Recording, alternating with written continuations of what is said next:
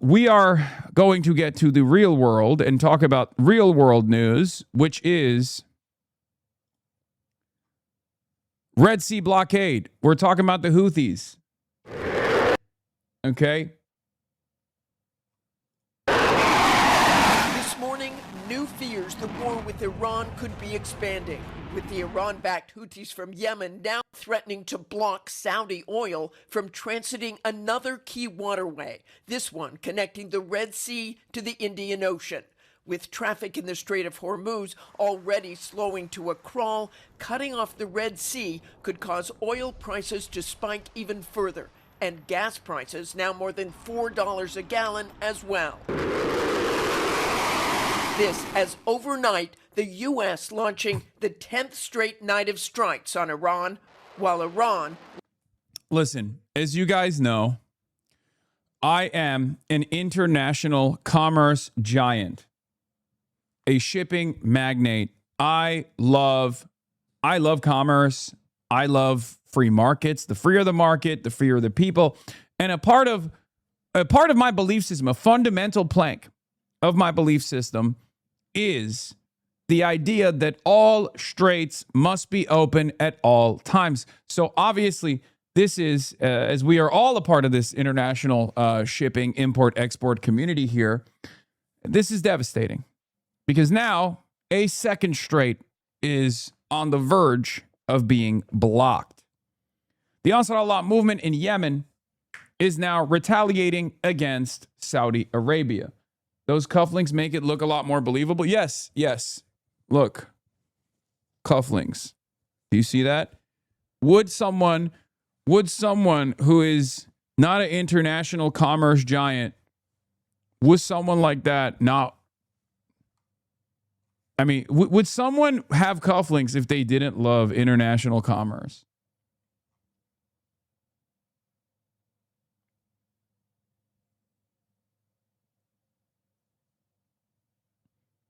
For what it's worth, I waited for you for your stream today to see some actual meta news. There was nothing worth consuming from domestic U.S. media.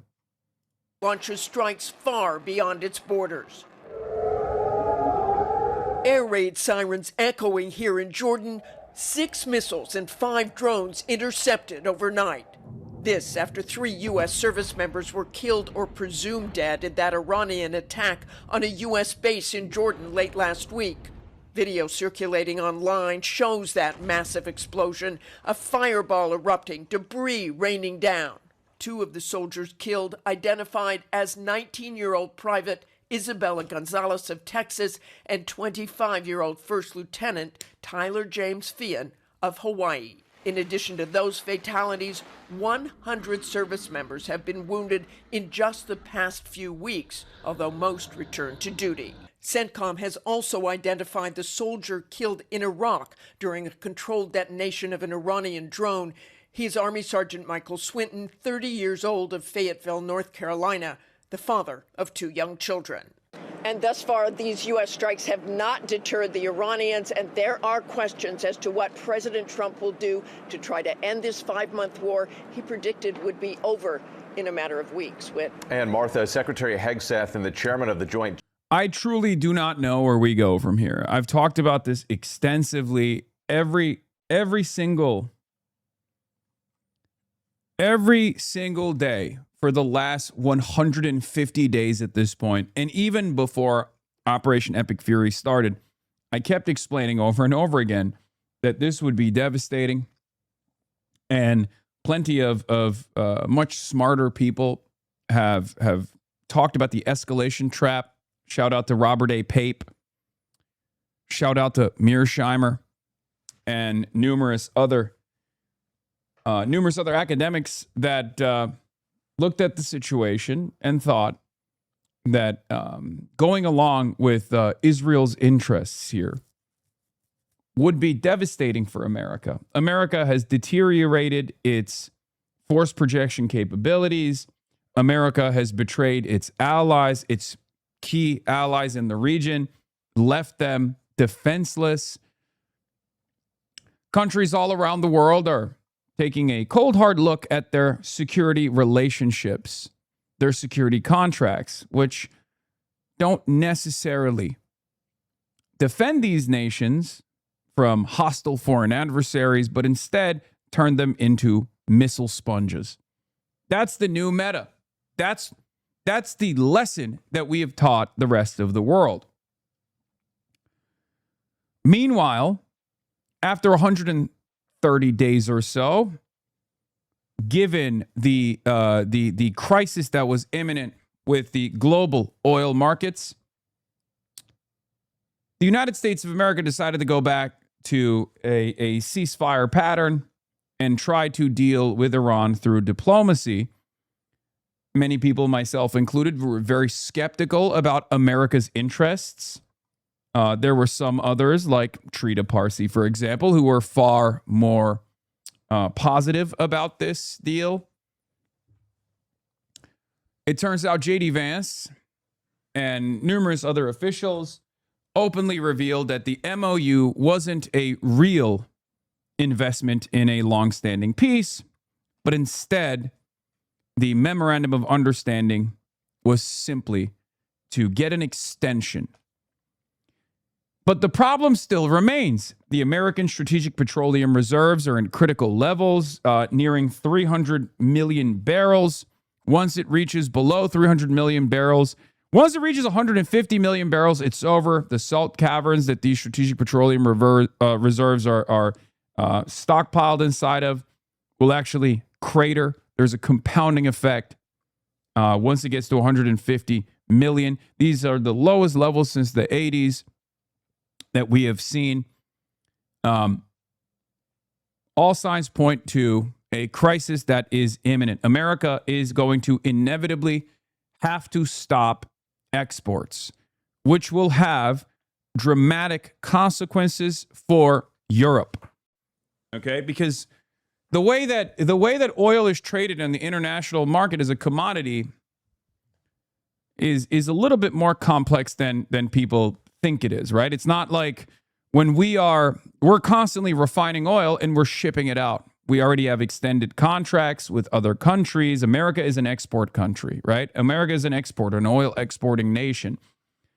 We could stop those oil exports, but if we stop those oil exports in order to make sure we normalize our oil and gas prices here in the United States of America, we would basically destroy the European markets. We would destroy all these other markets that we're selling the oil to right now.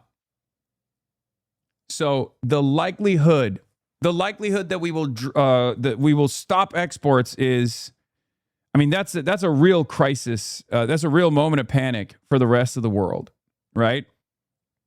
Especially at a time when the Asian markets are heavily reliant on oil coming from the United States of America because the Strait of Hormuz is closed, which is where they were getting the majority of their oil from.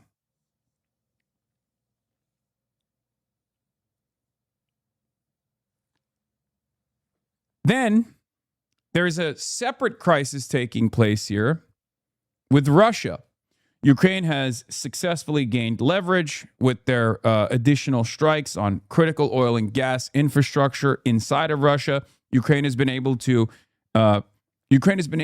pepper and strike Russian oil tankers, Russian gas tankers. This is heading down. This is basically making the pressure worse. It's actually feeding into the volatility in the international energy markets.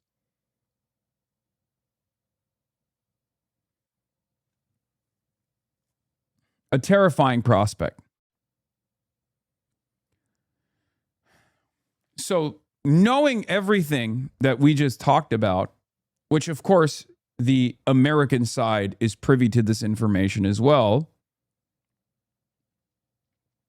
why are we still striking Iran? It doesn't make sense. Why have we not gotten back to the negotiations table? Why have we not realized that the only way out of this is diplomacy? Because if there's two methods here for the American side, you either get back, you beg the Iranians back to the negotiations process, which, for the record, the hardliners have been vindicated over and over again. The hardliners were initially vindicated when America struck Iran, decapitated its leadership structure, and then the hardliners, the IRGC, took control over the situation. And through their Mosaic defense system, they were able to fight back and claw back tremendous amounts of leverage by closing the Strait of Hormuz. That leverage is never going away. They will forever maintain this leverage. It makes no sense for the Iranians to give up this economic nuclear option that they now have at their disposal. It makes no sense. They fought for it. They bled for it. Why the fuck would they give it up? Of course they're not going to give it up. And America understands that they're not going to give it up, which is part of the reason why the MOU itself didn't make a whole lot of sense, where I guess they just wanted a brief moment of respite so they can re-up, rearm, and then go back to war. But Iran, on the other side, also had the same opportunity to rearm, to rebuild.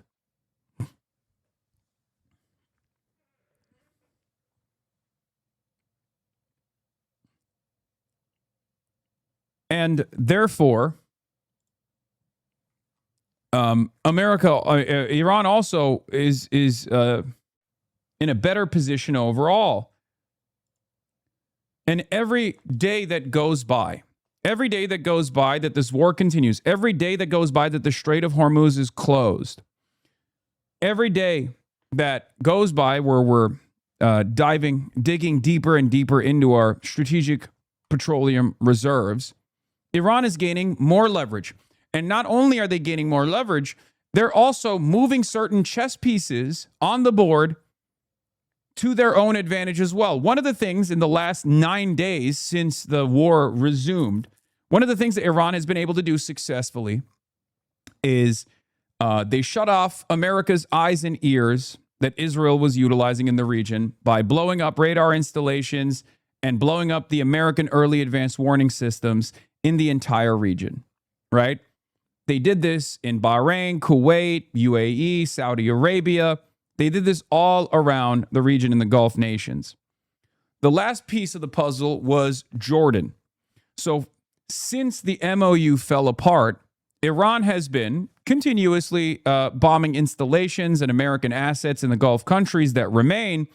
But Iran has also put the crosshairs on Jordan in a way that they hadn't before, because a lot of the American assets moved to Jordan because Jordan is the last line of defense for Israel. Jordan has a security relationship with Israel. Jordan has a lot of the remaining anti-air defense systems in between Iran and Israel.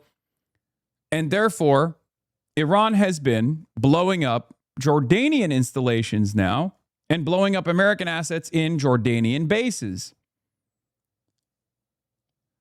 Now, a lot of people will look at that and go, why are they blowing up Jordan? This doesn't make sense. Well, part of the reason why they're blowing up Jordan is because they are threatening Israel. They're not just attacking Jordan for no reason. I know a lot of people are confused by this, as they were initially when they were like, why are they blowing up Bahrain? Why are they blowing up the Gulf region? Aren't they supposed to be allies? It's like, no, of course not. These are nations that have a hostile foreign adversaries, military bases and military installations. Of course they're going to blow them up. And Jordan has anti-air defense systems that defend Israel. So blowing up those anti-air defense systems in Jordan is a way for Iran to basically threaten Israel without bringing Israel back into the conflict. Israel has maintained a holding pattern since the MOU ended. They have said that this is a beneficial situation for them. America's the one that has to deal with Iran. They don't have to do anything. They're not risking their assets. They're not risking their troops. They're just sitting back and waiting, right? That's the Israeli side. There was a 5-hour security conference that Benjamin Netanyahu put together just last night. Israel obviously is very fearful about the Jordanian incursions, the Jordanian strikes, because, again, they obviously understand that Jordan is plays a profoundly important role in Israel's security.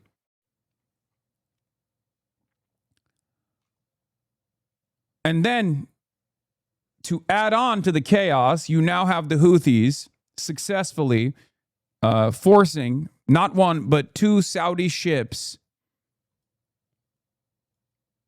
to return back to their ports. This is one aspect of their blockade. The Houthis could also start threatening the Yanbu ports and the other ports that the Saudis utilize in order to get their oil tankers out. If they were to do that, they would effectively shut down all Saudi oil tankers. They would destroy the Saudi economy. They would destroy the rest of the Gulf's shipments of oil.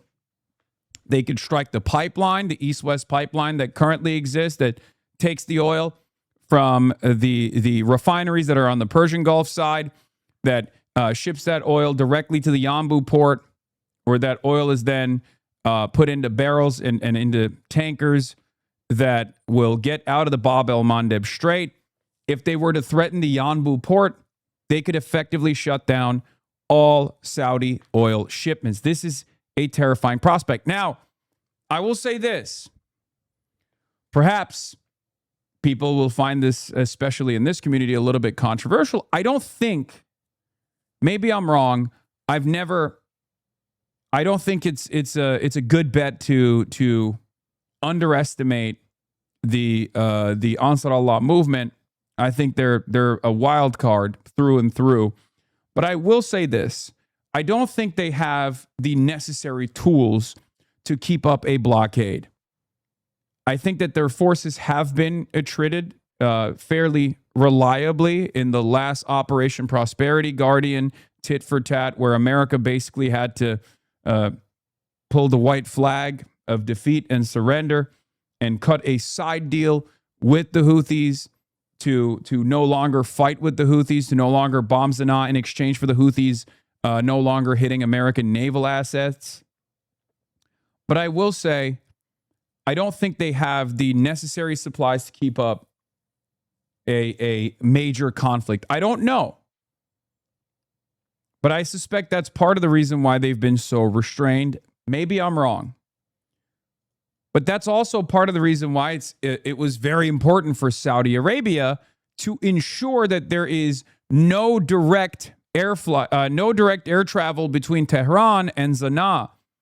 Because if they were to open up, if they were to allow Iran to be able to send civilian shipments, if the Saudis were to let up on their blockade on Yemen, all of a sudden, Iran could potentially start shipping more and more missiles, drones, and things that the Houthis, I'm sure, need to re-up and rearm. Having said that, for many of the international shippers,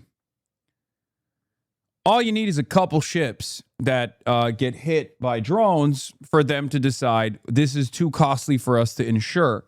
Because shipping is not just about the bravery of the actual captain. It's also about insurance. And most insurers are just not going to insure ships if the Houthis are striking them. Right? So that usually halts most commercial shipping. But yes, ships loaded with Saudi oil are now being turned around at Bab el-Mandeb. Saudi oil is no longer transiting the Strait of Hormuz or Bab el-Mandeb. If the 5 Red Sea ports start getting targeted, especially Yanbu, which is a major Saudi port, it will become nearly impossible for Saudi Arabia to export oil and import dry goods via waterways. The only alternative, in the absence of them striking the ports, because again, the Houthis have not, as far as I understand, they have yet to strike their ports. They have not struck their ports. They've just told Saudi oil tankers to turn around. 2 of them have this morning. the only other option for them, in the absence of the Houthis striking their ports, is to try to go through the Red Sea, to go north, obviously. And from what I understand, within the Suez Canal, which obviously has limitations on these like major oil tankers passing through it, one of the things that they do is very inefficient, but they'll dump the oil tankers, like they'll dump some of the oil on one side of the canal and then transit it by land, and then put the oil back into the tankers. Is a long, convoluted, and complex process that obviously adds a lot of time. It's very costly. It's very expensive. So many of the they'll offload it and then they'll unload it one more time. But in order to basically, in order to unload and then load the oil barrels, making it far less efficient of a process. It's just not going to happen. It's too costly. It's too inefficient. People would probably rather wait it out.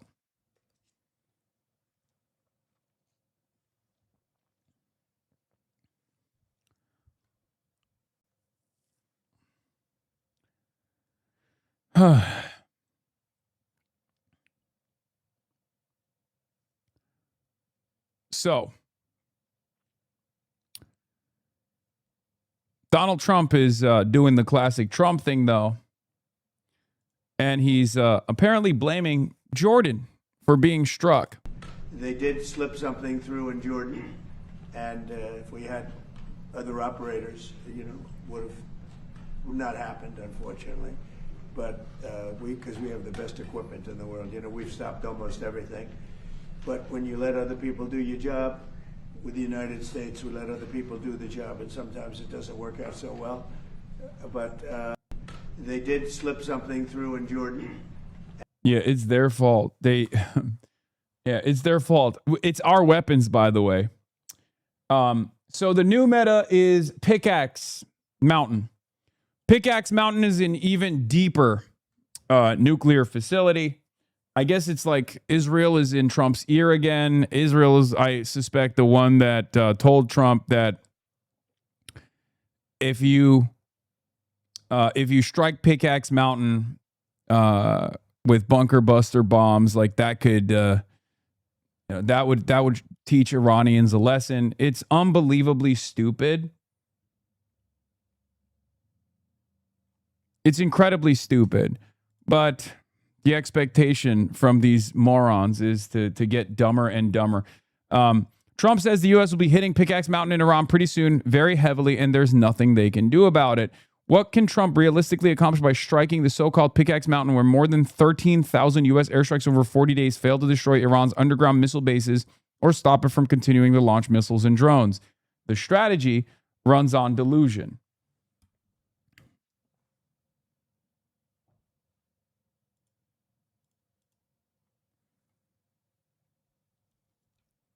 It doesn't make any sense. None of it makes sense. It's funny they called the mountain notorious. Israel believes Iran moved nuclear material inside of notorious Pickaxe Mountain site last year.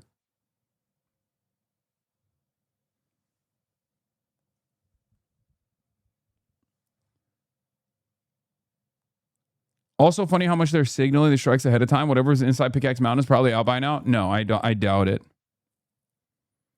I don't think they signal their strikes ahead of time because they expect the things to be moved around. I suspect that if there's any nuclear materials inside of Pickaxe Mountain, they would probably try to hit it if the Iranians were dumb enough to try to offload it or to ship it elsewhere.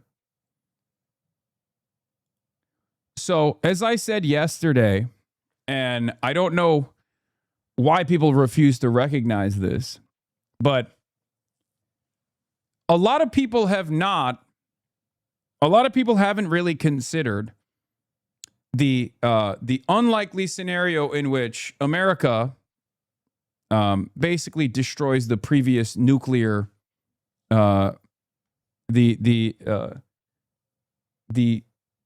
America has not tested the nuclear option, right? There's a taboo around it, the nuclear taboo. Let's say America decides to eviscerate the previous nuclear taboo. Now we're living in a totally new world. I think it's unlikely regardless.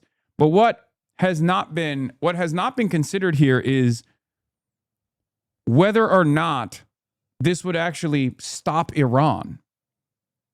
I do not believe that this would stop Iran at all.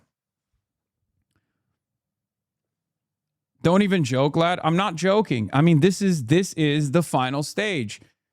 You either send in ground troops, which are very unlikely and very costly, or you nuke. The nuclear option is the last option.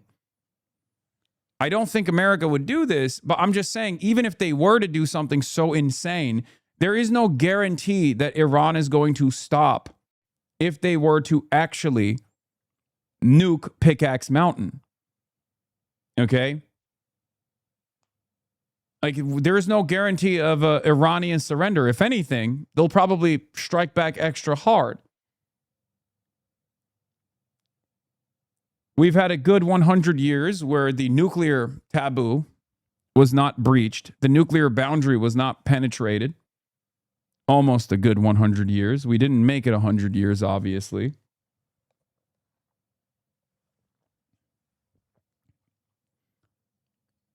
But as far as like the strategic goals that we have, because America's goals here are obviously to force Iran to surrender. And in order to do that, they are using what remains of their military power to try to gain leverage. Okay? Obviously, a big part of it is to attrit their striking capabilities, the Iranian striking capabilities, to destroy their missile silos, their underground missile production facilities. And it's clear that they haven't actually seen a lot of success on that front. As a matter of fact, it has been a disastrous campaign. Okay? So far, it has been a disastrous campaign. Iran has only maintained its forceful posture in the region. It's gained leverage. It controls the Strait of Hormuz with relative ease. All of this stuff is really bad for America.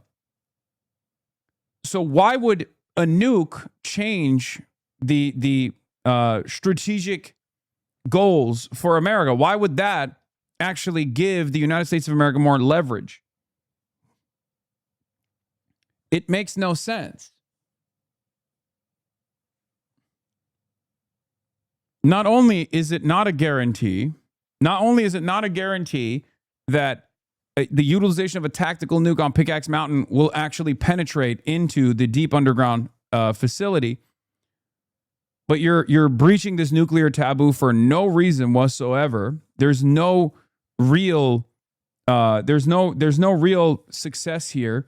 And on top of that, even if you were to, let's say, blow up the above ground facilities and evaporate them, okay, even if you were to maybe even penetrate the Pickaxe Mountain facilities, let's say, okay, this doesn't guarantee Iran's surrender at all. This doesn't give you leverage at all.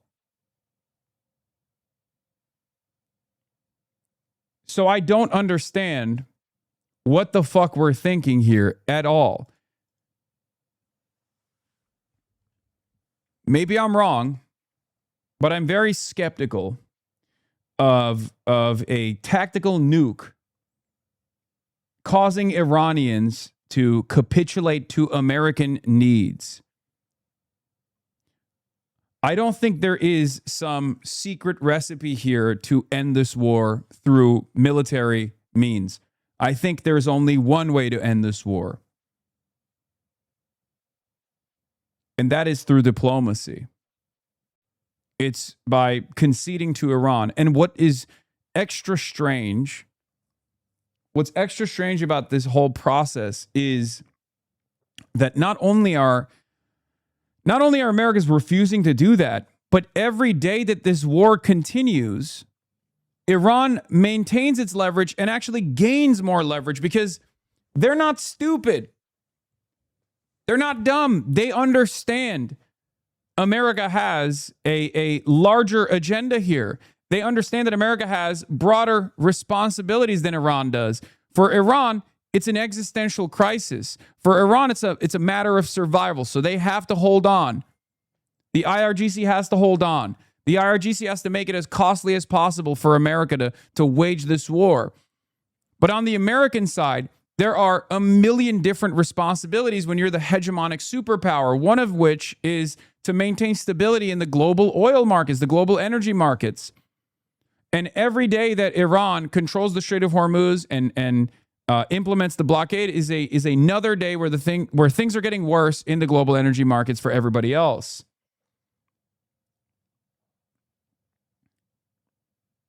There's no guarantee that China will also keep ensuring the stability by cutting their oil demand.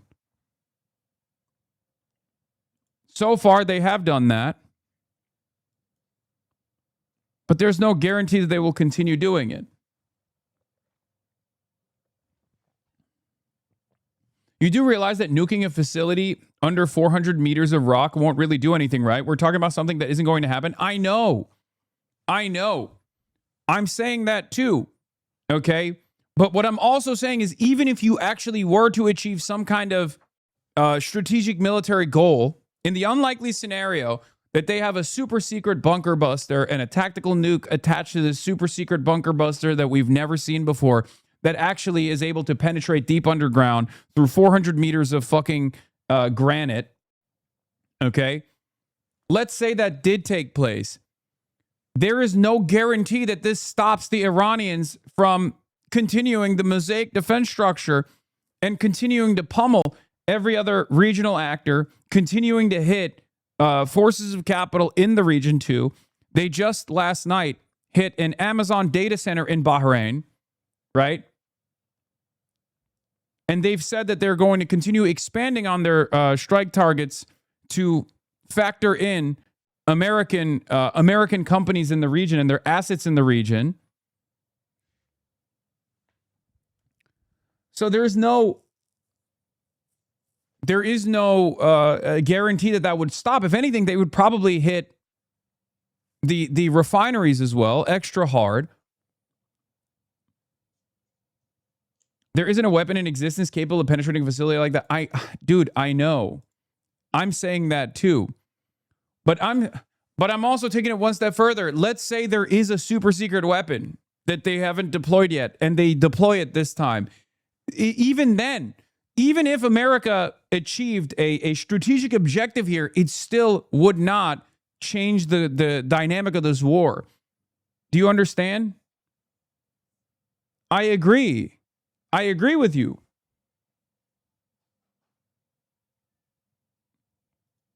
Anyway. So did Iran actually hit the Amazon data center? Business reporters are about to get a crash course in how insanely repressive the information environment in the Gulf is. It's way worse than Iran. For years, I've heard journalists and even a former U.S. official marvel about how hermetically sealed off the Gulf states really are when it comes to anything important. Yes. And to add to that problem, the White House has been notoriously absent from the conversation this time around as well. The New York Times Daily actually did a whole report on it earlier today. I was listening to it, where they talked about how the Pentagon realized that giving updates on the war efforts, giving periodic updates on the war efforts was actually a bad idea because they're fucking losing. And they're like this time around, post MOU, they've stopped informing the public altogether. And their argument is, why would we tell Iran what they're successfully striking? We can't let them know that they're successfully striking. Well, if they are fucking striking those targets, they probably have satellite imagery to confirm that those targets were successfully struck. They're not lobbing them blindly. You know what I mean? So that's bullshit. Iran knows what it's fucking striking. And Iran can obviously get confirmation. If they can literally strike with pinpoint accuracy the the bunkers where American assets are, if they can hit the hangars where American assets are, then they probably know. They're not doing it blindly. They're not using readily available Western commercial satellites. They're obviously clearly getting more higher level of intelligence from either China or Russia.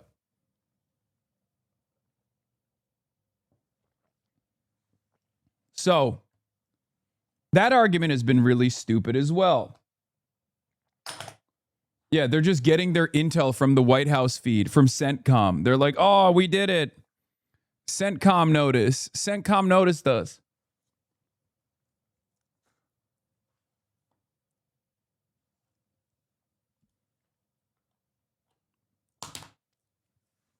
Yeah. Come on, man. Iran don't know shit. Jordan itself says there's no American base in their country. Yeah. That was very funny as well. The idea that there are no American military bases in Jordan, which is something that the King Abdullah, also said just last week. And then this week, like 5 days after that revelation, 2 Americans were killed in Jordan. How did that happen? I don't even know why they say shit like this. Also, here's some more fun stuff. Wall Street Journal reports that the Pentagon is reducing training and maintenance vital to military readiness because of the urgent budget shortfall caused by the Iran war. Great. Great. Things are looking great. Okay? Things are going oh so well. Finance Minister Bezalel Smotrich, after the lengthy security discussion last night, said the state of Israel has no interest in joining the contained confrontation between Iran and the United States. The current situation is the best one for us. Oh, really? That's interesting. That's interesting. They said, no, not for me. They said, no, we're good. We're good. Interesting. So who are we fighting this for? The Telegraph independently corroborating Washington Post story from 2 days ago that the White House is not being told about the scale of munition shortages. The Pentagon is hiding the scale of missile shortages from the White House, insiders fear. The U.S. president is under pressure to hit back at Iran after the deaths of 3 U.S. service members over the weekend. But rumors are spreading across the administration that the Pentagon is concealing a shortage of interceptor missiles, which are needed to resume the war. There are also suggestions that the White House does not want to know about the scale of the shortfall. Sharing bad news or realistic news doesn't seem to end well for anybody, an insider told the Telegraph. Another said the culture of silence was causing problems for Pete Hegseth, the U.S. Defense Secretary. Oh my God, this is literally the Politburo. This is unironic. This is the fall of the USSR, dude. Straight up. For all of the talk, all these liberals have been talking shit. Okay? This right here is identical to what took place to a certain degree with Stalin in the USSR. Ironically, it was one of the major problems that caused the mass famines during the failed attempt of industrialization in the countryside in China. When you have other actors up and down the command chain refusing to tell you the truth because they're fearful of repercussions, you're fucked.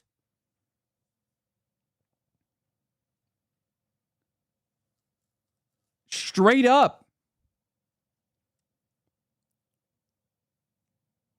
This is one of the biggest problems.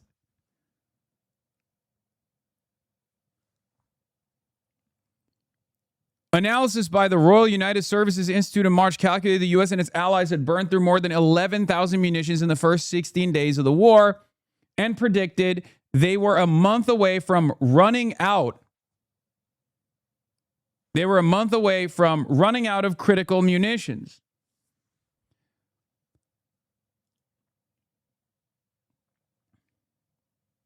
Great work.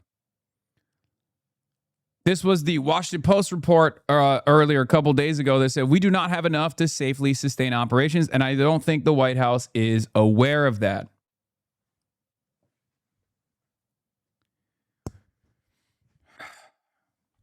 This is straight up fall of the USSR moment right here for the United States of America. It's pretty wild watching this unfold in real time.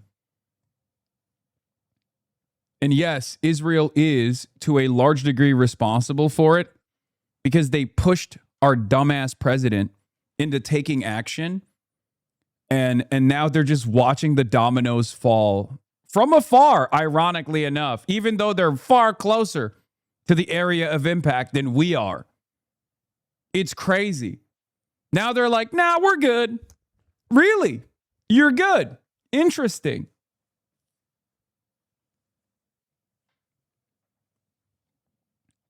Interesting. This is America's paper tiger moment, okay? This is the United States of America's paper tiger moment. Far too extended.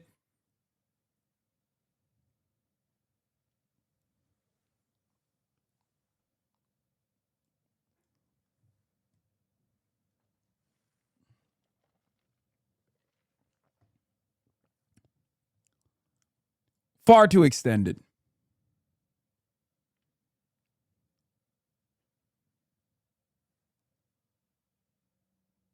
Iannucci movie going to be made in the next 10 years about this? Yes. Real threats to the U.S. now know that is mismanaged and vulnerable. I think people already knew this. But the difference is now it's confirmed. Like, I think our adversaries obviously knew this, but now our allies know it too. And that's very different. That's a different calculation. Other notable thing is that this is almost identical to how Lindsey Graham and other Russia hawks talked about Ukraine. This is so great. They'll do the fighting instead of us and weaken the enemy. Here, the client state uses the superpower to fight its proxy war. Yeah.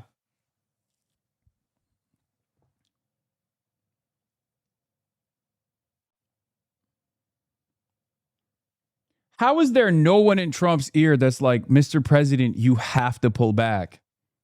I genuinely don't understand that. I actually am shocked. Like, no European leaders are fucking out here being like, we should probably put an end to this. I just don't understand it.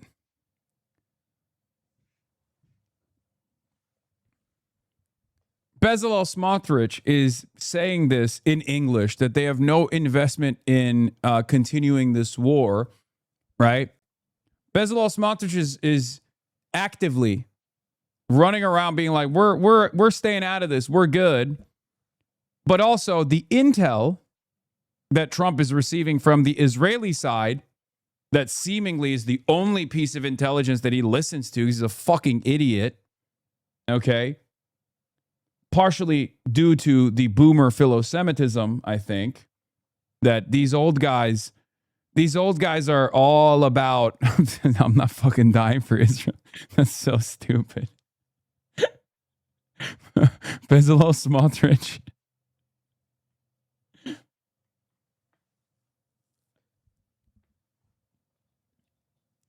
More leaked Israeli intelligence designed to pressure Trump to bomb Iran. What a surprise. Israeli intelligence believe Iran moved thousands of uranium enrichment centrifuges into tunnels deep inside a mountain last fall. Israeli and U.S. officials say a development that would heighten concerns that Tehran could reconstitute its nuclear program. Israel passed along the intelligence findings to the U.S., saying the centrifuges were transferred to Pickaxe Mountain site last fall after the 12-day war in June, when American and Israeli strikes pummeled Iran's three main nuclear sites. I mean, look, at some point you got to realize these guys are not fucking reliable, right? But Trump's closest allies are also huge ultra-Zionists.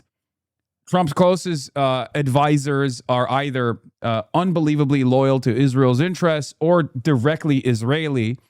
His advisors are giving him Israeli intelligence that has failed the Americans over and over again. He's always, weirdly enough, this is not just the Israel-specific thing. I've talked about this with Vladimir Putin as well.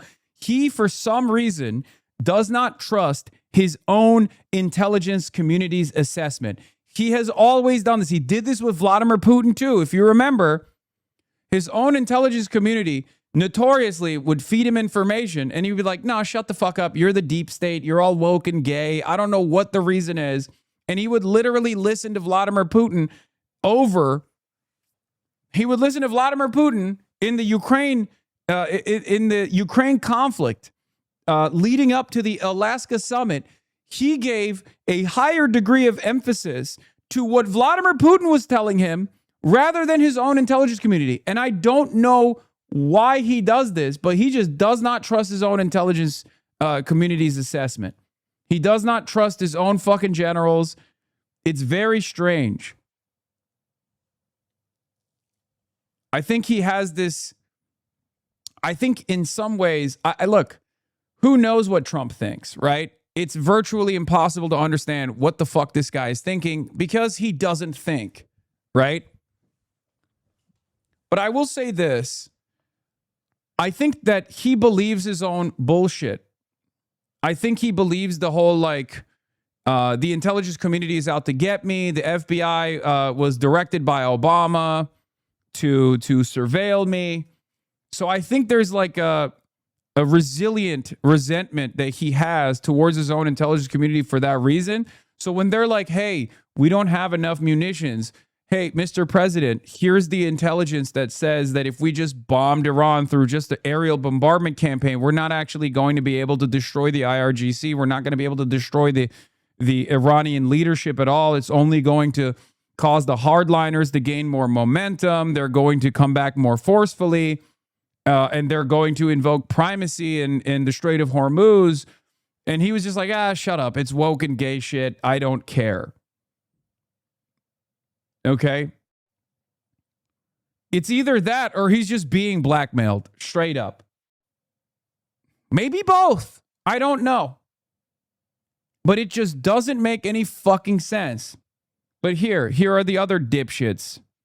How much longer do you expect this to go on? And do you think munitions should be a limitation at this point? What do you hear?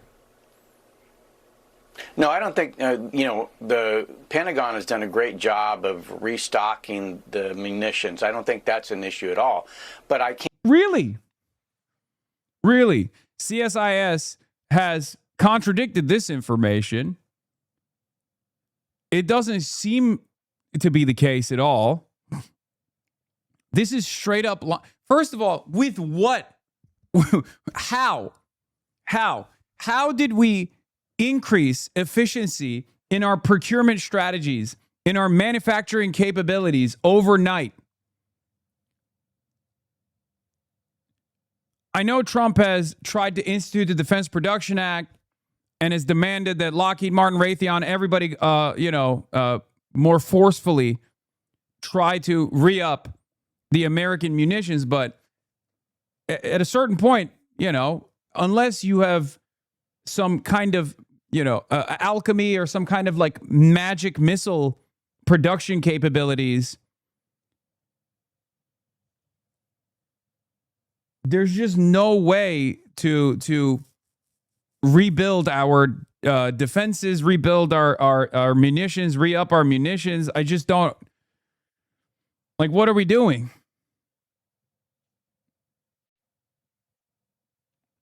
The only alternative that I can foresee here is the beast mode strategy, where they just throw F-15s, F-35s into the fucking line of fire with the hopes that they can expend their less costly, guided munitions. Some of those are still going to be, some of the missiles that they're using are still missiles that they can strike from afar, as opposed to gravity bombs. But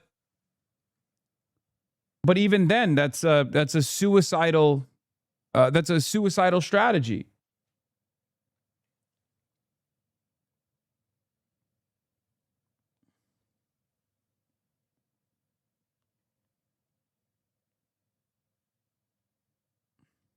You're a socialist, right? That's a political philosophy, right? How can you be a Democrat and a socialist? That's contradictory, says the commie Jesus. It's because I'm everything, dude. I'm a Maoist. I'm a fascist. I'm all of the above, okay? That's it. I'm all of the motherfucking above.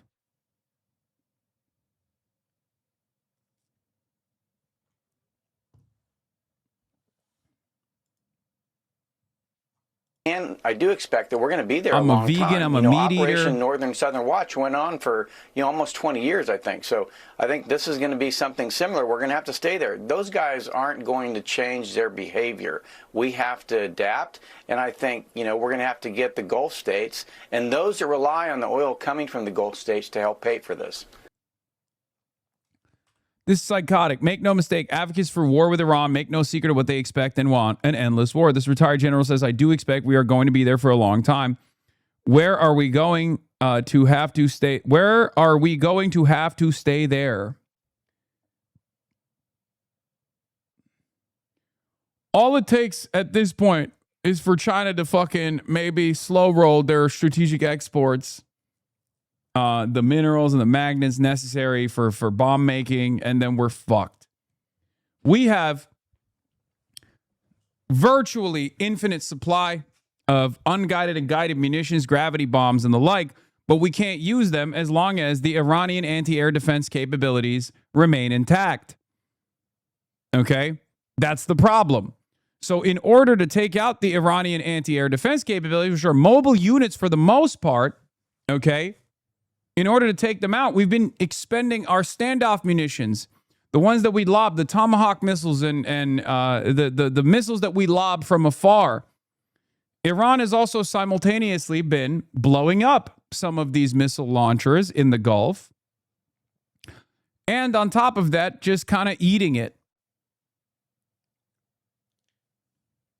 But ultimately, as long as Iran has anti-air capabilities that threaten American fighter jets, it's far too costly for America to try to do aerial bombardment missions over Iranian airspace.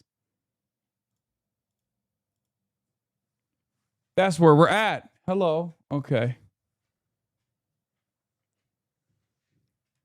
These were reportedly taken by an American soldier at an undisclosed base.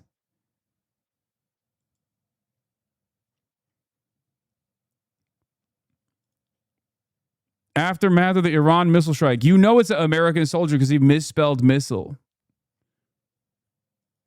We're not going to make it, man. We're not going to fucking make it. Oh, and there's this one. Haven't heard about Fog in a while. Join Fog. Travel to exotic places. Meet interesting people and kill them. For what it's worth, it seems that soldiers are being told that the increased precision impacts and delayed sirens are a result of more countermeasures being used and enhanced targeting data. I guess they don't talk about the radar situation. Aftermath of the Iran missile strike. From what I'm hearing, we're getting projected impact data, but the missiles are changing trajectory multiple times in flight, so the projected impact warnings are no good. Targeting data is obviously getting fed to Iran from China or Russia because where they are impacting / what they are targeting is insanely precise. Dude,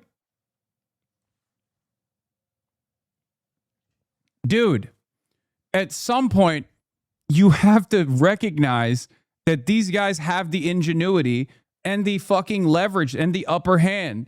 Even now, even as your fucking barracks are destroyed and you're staring at your destroyed barracks, you're like, oh, it must be Iran. It must be Russia. Sure, they're probably obviously giving additional targeting data.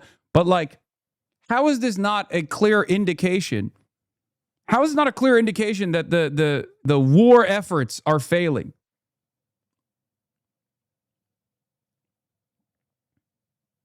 Big Cuba Day moment? Yeah, it is a big Cuba Day moment. Also, here's the other side of the story, I think, and this was my suspicion when I first saw that video, that direct target, that direct strike on U.S. barracks in Jordan. What I noticed immediately was the lack of sirens. And a lack of sirens means that their early advanced warning systems and their radars are out. So they don't know they're being bombed until the bombs start hitting. So their response time is far lower as a consequence of that. Or, they're asleep and they're sitting ducks inside these fucking bases.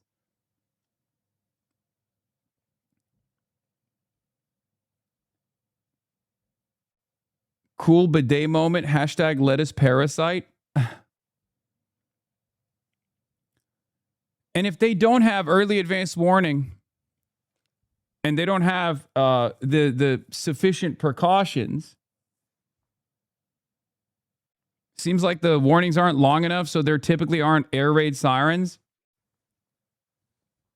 If they're piecing up American installations in Jordan, that means inevitably they can do that to Israel. And I think that's part of the reason why Israel's like, we're staying out of this. You guys got this, right? Hey, thank you, America. I know we goaded you into this, but you guys are good, right? Hey, you got this, King.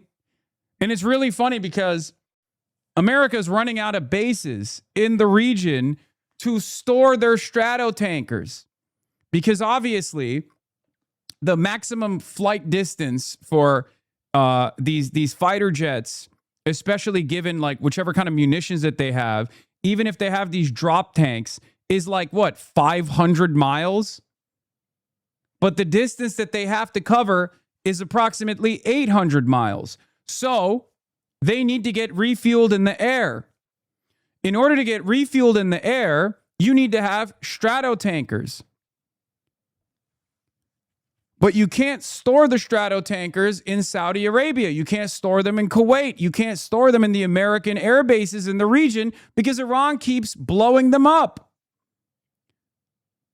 So where are they putting the Stratotankers? They're putting it in Israel. And Israel doesn't like that because then it turns the Ben Gurion airport into a dual-use facility that is a priority target for Iran. Obviously, it's the summertime. Israel is a country that takes advantage of tourism. So they're trying to stop the fucking Stratotankers from even landing in Ben Gurion Airport. They're like, no, you can't house the Stratotankers that you're using to strike our mortal enemy at our behest in our civilian airports, because then they'll attack our civilian airports.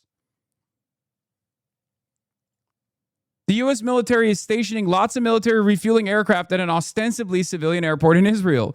This is another sign of desperation. These are being used in the war Israel wants America to fight in Iran. Now, Israel is saying they need to go because they're taking up parking space for civilian aircrafts, and Israel doesn't want to hinder travel season.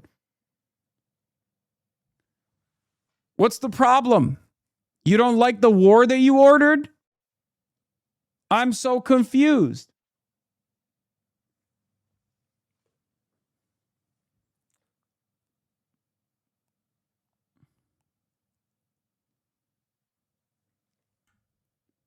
I thought we were going to move CENTCOM to Israel. What happened? I thought that's what we were doing.